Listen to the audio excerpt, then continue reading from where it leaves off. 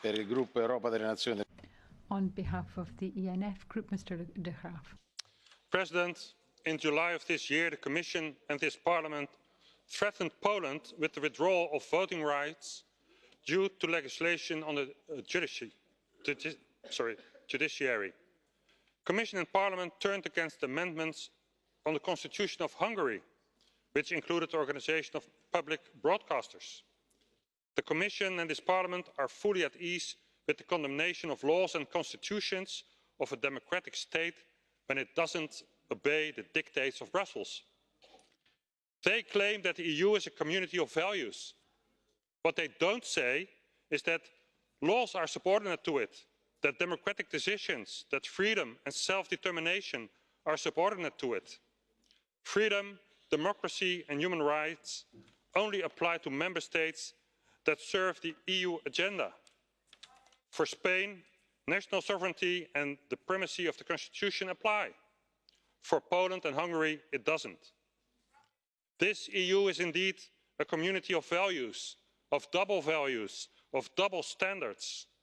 Are you in favour of the EU elitist, globalist agenda? Then you can do anything. When you're against it, they will combat you with all means. The hypocrisy of this Commission has no limits. In September last year, Mr. Juncker explicitly condemned violence against Polish workers in the United Kingdom. In Spain, 800 people have been beaten up and needed hospital treatment because hundreds of thousands were about to vote in a formally illegal referendum. In her declaration, the European Commission only stated violence can never be an instrument in politics. Certainly, violence doesn't belong in politics. And of course, the state has the monopoly to use force to protect the rule of law. The state can use proportional violence to stop unlawful behaviour or to prevent this from happening. But when hundreds of thousands illegally enter a country, would it be proportional to beat up 800 of them to the hospital? Would the response be that violence can never be an instrument of politics? Well, I'm convinced that Mr. Timmermans would explode in anger and this Parliament would demand immediate action. So let me be clear. I fully support the rule of law. That is, the rule of law of the sovereign nation state, of the free nation state, of the democratic nation state. That is the rule of law which should be defended.